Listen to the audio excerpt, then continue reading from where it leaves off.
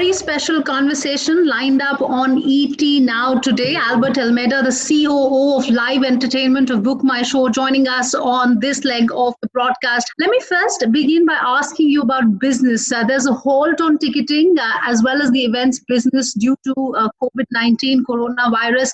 What is the impact that you see for a company like BookMyShow? And of course, how has COVID-19 altered the growth plans for BookMyShow?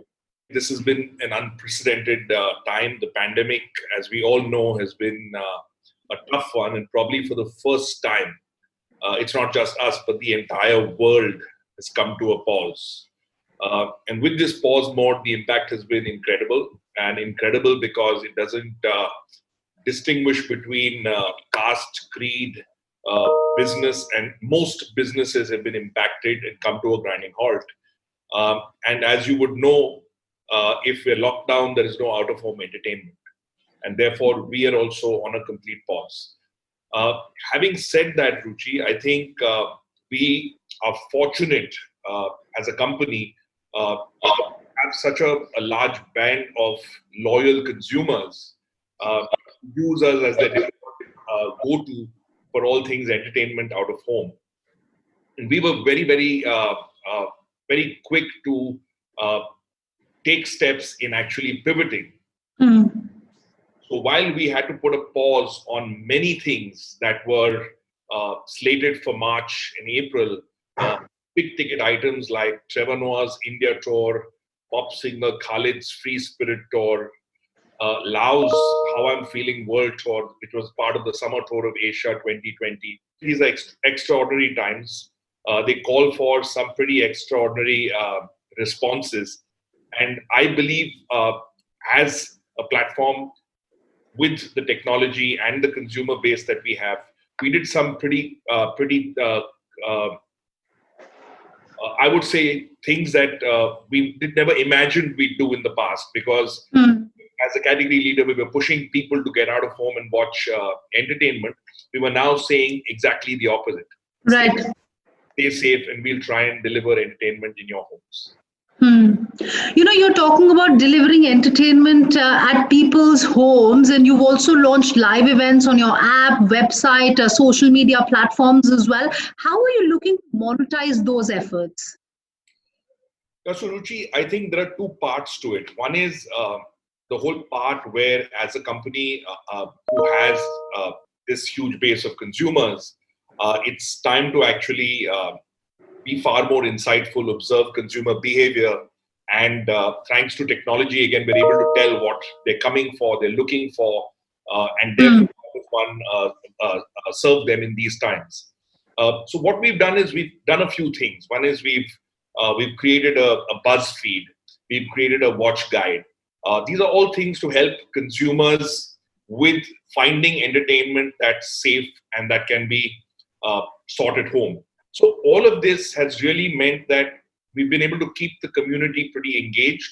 In terms of monetization, has BookMyShow been able to monetize these events? And also, the other fear is that after the initial buzz that a lot of these live streaming entertainment programs has created, once the novelty wears off, the interest may kind of wither away. So how do you deal with those dual challenges of monetization? So, Ruchi, I think what you've been seeing this far is largely free content, and it's content in lockdown times. So you've seen artists and content creators operate from their home without the production that they used to. And therefore, it's the next best option given the situation that we're all in. We're all locked down in our respective spaces. I believe there'll be a phase post-lockdown where we will be, having access to safe studios, to technicians, help, production, etc., to up the ante on that experience. And as we come into that area, there'll be a new delivery of content. Delivery of content which will allow for monetization. Let me get you on the big OTT versus theater debates. Where do you stand on that debate, with many production houses releasing their movies first on the OTT platform, even as cinema halls remain shuttered? So Ruchi, I believe that will change is incomprehensible because the economics don't add up. The box office still delivers the chunk of revenues to any movie release, and therefore I think this is again an interim thing where some of the smaller producers or some of the production houses that don't have the ability to stay the course and need that cash flow, they need that money to come in, will opt for that. Right. I see it as a very temporary thing. I see it especially in a country like India. People love their movies. People love going out for a movie. The whole experience is very, very special. It's a family experience. And we're going to bounce back from this temporary shift. I want you to talk to us about the numbers because that's going to be very important. No, so the short term, I can tell you, we're down to close to zero revenues. It's in the short term.